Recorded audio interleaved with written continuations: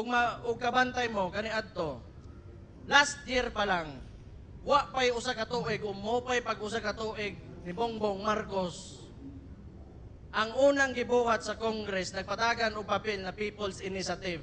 Dito nimo mahibaw-an nga kaning anak si Junior, si BBM gusto mo sundog og diktadorya nga rehimen nga pareho sa iyang papa kani adto. Anto senior nga nagtungtong sa gobyerno dati gusto mo agig eleksyon 27 ka tuig nga nilabay diri sa ato ang nasod. Musugot pa mo ingon ana. Kani demokrasya ni. Walay pilion diri. Tanan ay oportunidad kung kinsa gusto manerbisos mga tao mutungtong og gobyerno kay nanglan mo agi kag eleksyon magpapili ka. Dito nako nakita nga naatay problema sa padagan o sa pamatasan sa administrasyon nga naatag. So ito po mga kababayan, si Mayor Basti Duterte na nagsalita ngayon doon sa Kidapawan City. Yan, so isa po siya sa mga imbitado doon sa proclamation rally ni gubernatorial candidate Manny Piñol. At unang bungan pa lang mga kababayan sa speech ni Mayor Basti ay binalikan niya yung very controversial na PI nung unang taon pa lang daw ni PBBM ay ito na agad yung trinabaho kasi gusto po nilang manatili sa pwesto gaya daw po doon sa kanyang ama na ginawa na gustong magtagal sa pwesto, kaya ito na yung trinabaho yung People's Initiative pero hindi naman po nagtagumpay mga kababayan. Sa kahadlok nila sa akong igsoon, gisugdan nilang tao. So dahil sa takot daw nila mga kababayan kay VP Sara ay sinimula na po nila itong sirain mga kababayan ang kanyang pangalan. Atubangon ko na, tubagon ko na, kung impeach ko ninyo mo atubang siya dito. Pero kabalo mo sa yun hadlock sila nga karon 2028 Mindanao na po ang mahimong presidente sa Pilipinas. Takot daw sila mga kababayan na taga Mindanao muli yung magiging presidente sa 2028. Di sige, mo may kaso, politika man na, o di mo man na inyong gusto. Pero kamo, kita mga taga Mindanao, kamo mga taga North Cotabato, motoo ba mo kanin tawhan ang nagtungtong nga presidente karon? Unya karon manudlo mo? Pila? 125 million nga wa may kasong atubangon. Unya karon bilyon naa sa korte, nasa judiciary karon. Di ninyo matubag. Mga ugok. So sinimulan daw mga kababayan yung issue kay VP Sara, yung confidential funds na 125 million. Samantalang yung kanila po ay billion mga kababayan daw yung pera. Nasampa ngayon nasa judiciary na ngayon mga kababayan. Wa sila laing mahuna-hunaan ang ilang gibuhat, ikidnap nila si Rudy Duterte. At wala na daw silang ibang paraan mga kababayan o naisip na paraan kaya kinidnap nila si dating Pangulong Duterte daw mga kababayan. Kung unsay ingon sa ICC, kay confident pang gyud me, surya mi sa ko igsoon, anak ko, unsa may balita diha sa kaso. Katong pag nahitabo na, ang ingon dito, wa gyoy kasong mahitabo sa apprehension palandaan kay Rudy Duterte, layo ra kay tinuod. Kani sila, murag yun ni sila ni punit og bato nya gibonal nila silang ulo. Nagtuo manggod sila na mawala si Rudy Duterte, mawala ilang problema. Pero karon nga gibuhat na nila, abre na ang mga mata sa tao o karon mas nitako yun nilang problema kay mabati yun nilang kalagot sa mga taga Mindanao. So akala doon nila mga kababayan na panalo na sila dahil sa ginawa nila kay PRRD, pero nagkamali daw po sila dahil mas lalong bukas na yung mga mata ng mga tao, lalo na sa mga taga Mindanao. Gusto nato nga naay giya ang atong pagpili og kandidato senador karong eleksyon. Ako hangyo sa inyo total naa naman tay mga cellphone ug internet. Pangitaan niyo wa mo makaila o ganahan mo nga guided ang inyong pagpili og senador. Pangitaan niyo pangalan unya paminawan ninyo unsa ginapanulti. Mahusay, maayo man tanan, okay man. Ang kana lang wa lang ta kaila nila. Pero naay pa maagi ana.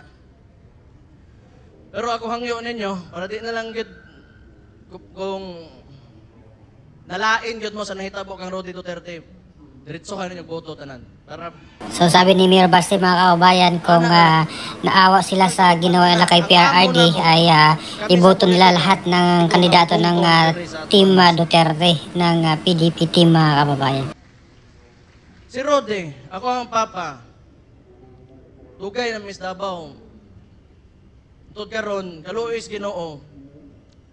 Okay gapon, medyo ganahan ang tao. Ang mga taga Davao karon gisuwayan ko. Nahimo kong Vice Mayor 2019. Pero kasagaran ana tungod na sa kuamahan kay bisag kamuron naata diring tanan kay napakita niya nga ang Pilipino naa pagyoy padulngan ug naa gyoy hayag nga kaugmaon. Ayo, kanang gida siya sa gawas nga wala dili dapat nga mag-uol ana. Nay panahon siguro di lang karon basig makabalik ako ama mo mabon na ako ginapangandoy gyud. Di pa gani ko kaadto kay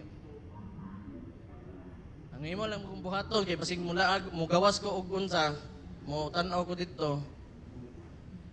Basig gubuton diri sa Davao ba ana mga style gyud sa kuan karon gobyerno.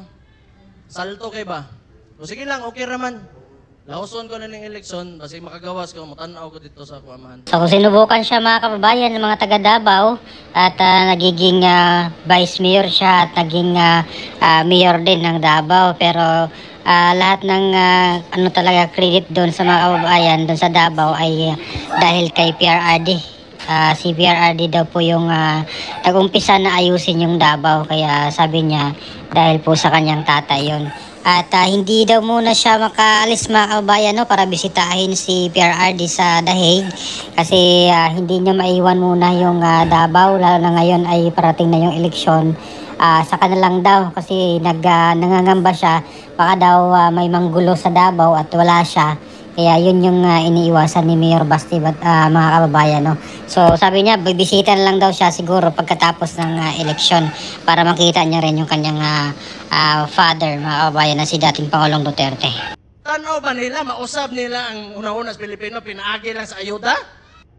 Sa ragyog kayo ni sila, gyud. Kami no sa ragyog kayo ni sila. Ang among kinabuhat anak kani adto, pag-abot og eleksyon, ang giingon lang gyud sa kong ni Rode, sa kong papa.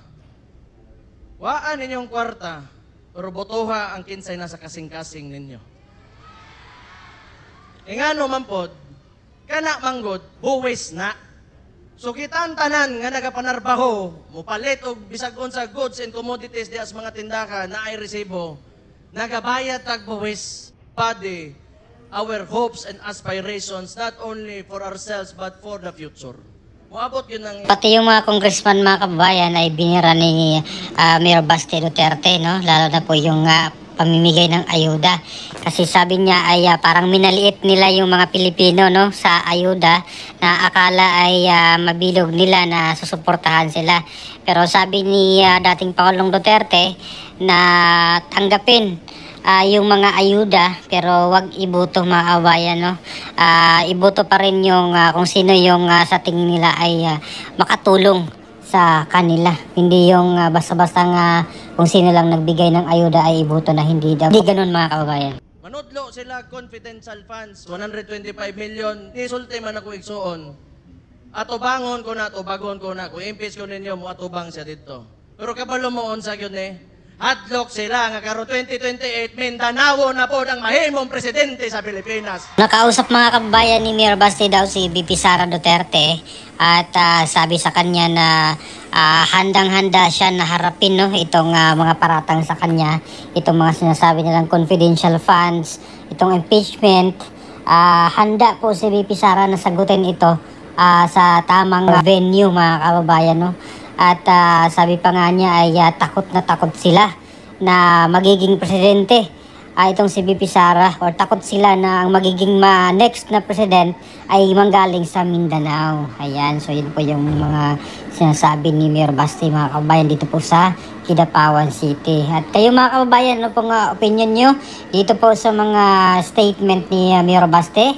Ayan, so please comment down below. Maraming salamat. God bless po sa ating lahat.